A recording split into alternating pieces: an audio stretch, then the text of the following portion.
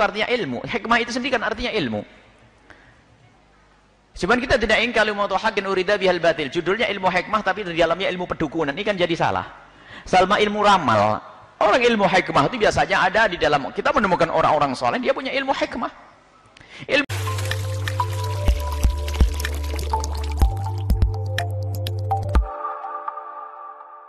perbedaan paranormal, dukun, ustadz ahli hikmah, kiai ndablek. Nah ini kiai ilmu pedukunan. Ini kiai biasanya kiai males mondok. Waktu mondok itu hanya dapat ijazah pengen bisa terbang, kerjaannya makan besi sama makan api ini, makan beling. Ya, mondok makan besi, makan beling. Makanya nggak pinter-pinter. Mondok cari ilmu fikih. Khayalannya pengen jadi Sunan Kalijogo. Sunan Kalijogo yang dilihat adalah keramat zahir, keramat yang sifatnya bisa merubah ini. Lupa Sunan Kalijogo adalah ahli istiqomah, orang yang paling takut dalam kemaksiatan. Ini biasanya santri-santri yang malas belajar itu ya. Wah, setiap hari puasa macam-macam, puasa ini, puasa itu, puasa ini, puasa itu. Senin Kemisnya enggak.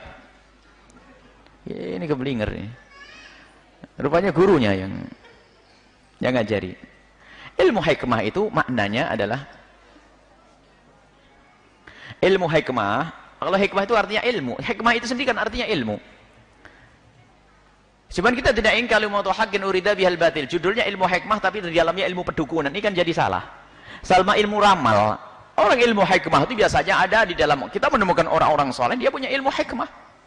Ilmu hikmah itu adalah ilmu yang sudah menempel di dalam diri orang tersebut. Misalnya apa? Dia ngasih doa, ngasih ini, mudah terkabul.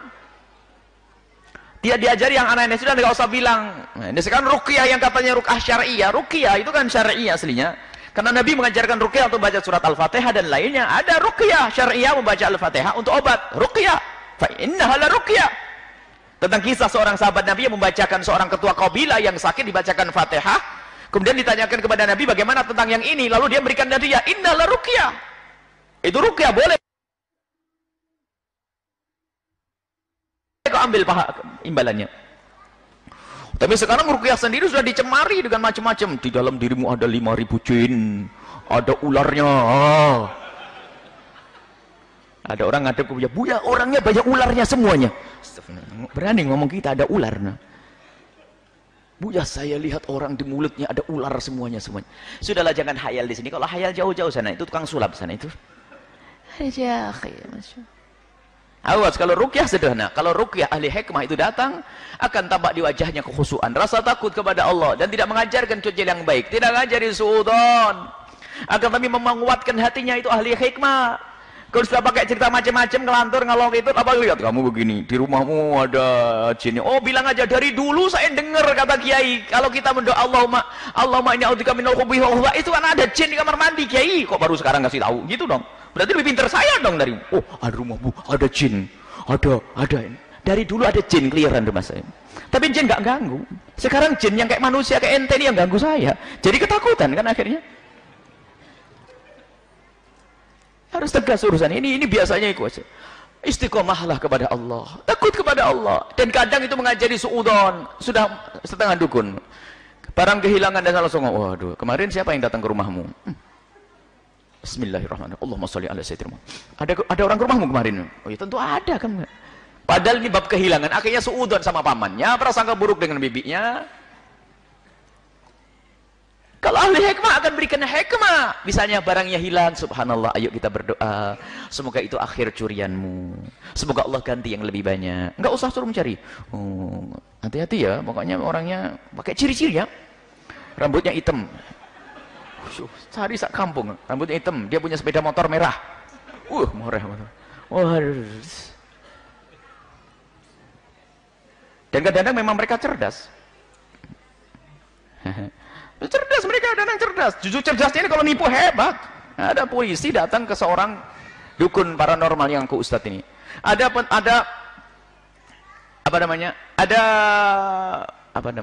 narapidana, ada masih di brokol begini kok lari. Nasihat jawab. Polisi belum jauh nih, masih di sini, sekitar sini. Betul digubek setelah itu. Ya ketemu. Ya jelas loh, pakai brogol kalau kelihatan naik mobil kan ketahuan. Apalagi pada situ.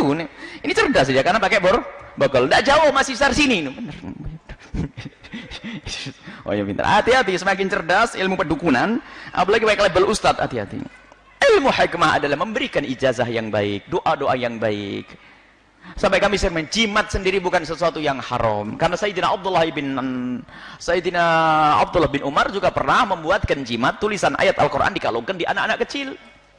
Agar terhindar dari gangguan setan. Jadi jimat tidak ada. Tapi syaratnya tidak boleh meyakini bahasanya kekuatan ada di tulisan itu.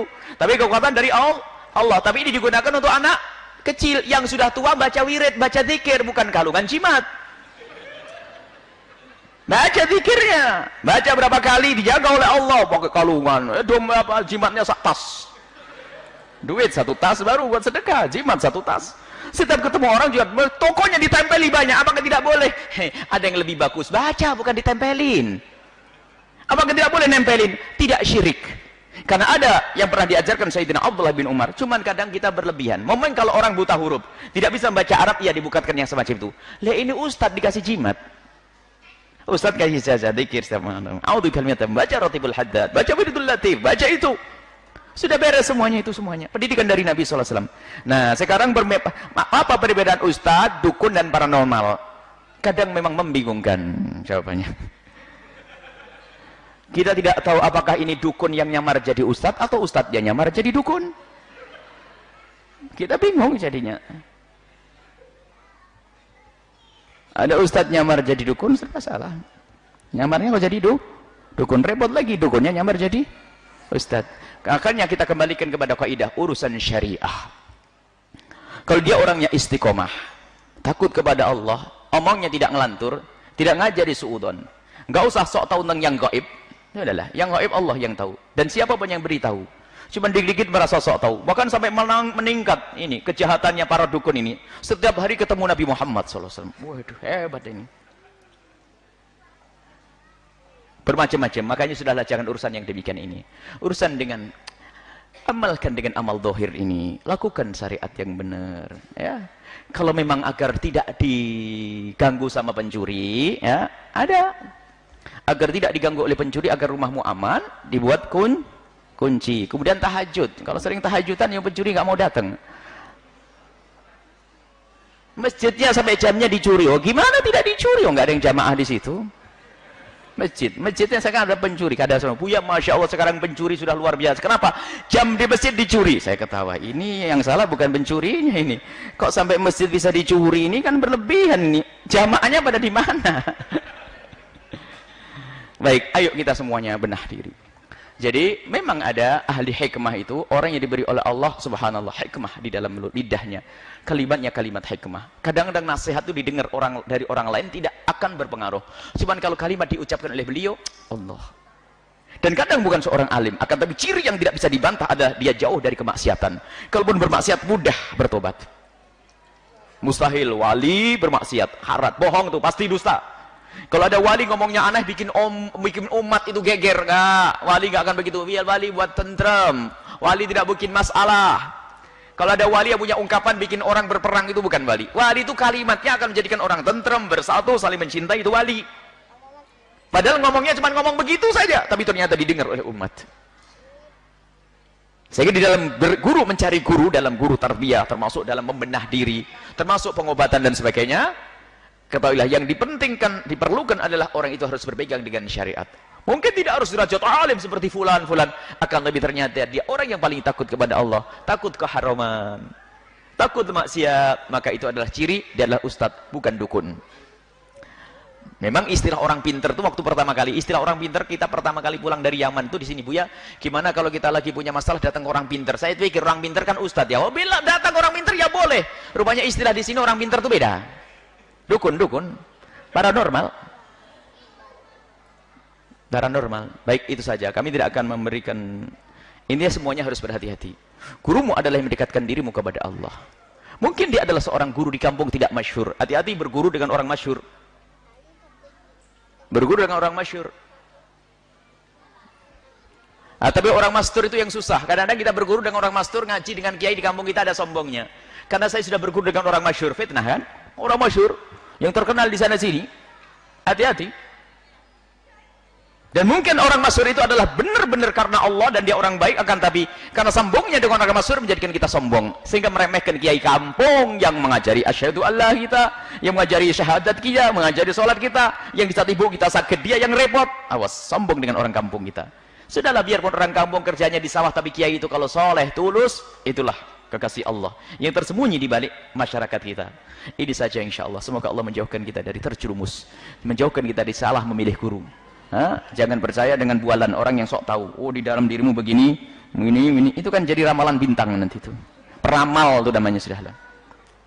Tidak usah dipercaya demikian itu. Kasyaf, ahli kasyaf harus ahli syariat. Dan kasyaf tidak setiap saat. Kasyaf itu dibukakan oleh Allah. Dan para waliullah yang sudah sampai derajat kasyaf bisa melihat keadaan orang itu nangis di malam harinya. Ya Allah, tutup, saya tidak pengen itu semua, capek saya ngelihat ini berzina, ngelihat ini begini, nangis. Loh, kok sekarang kok kasyaf itu jadi kebanggaan para wali katanya? Enggak, wali itu menangis kalau punya ilmu kasyaf. Kasyaf itu dibukakan. Sementara kita diajarkan, ya Allah tutup aib orang lain dari mata saya. Saya tidak pengen lihat kekurangan seorang pun, biar saya bisa khusnudan. Lah kok dibuka oleh Allah, nangis para kekasih Allah itu. Lah ini ada orang sok ngaku tahu, kamu ini, enak benar. Para waliullah yang derajat kasyaf itu menangis. Biarpun tidak tampak di hadapan kita, tapi di belakang sana menangis, ya Allah tutup, ya Allah saya nggak kuat, ada orang minuman keras, ada orang berzina di malam hari, saya melihatnya capek, aku minta, ya Allah tutup aib orang lain dari mata kami, ya Allah, agar aku bisa berprasangka baik kepada siapapun. Waliullah kerjaannya prasangka baik. Makanya jangan sok kasyaf tahu ini pasti hayal. Kalau orang bangga dengan begitu berarti bukan kiai yang sesungguhnya. Wallahu a'lam bishawab.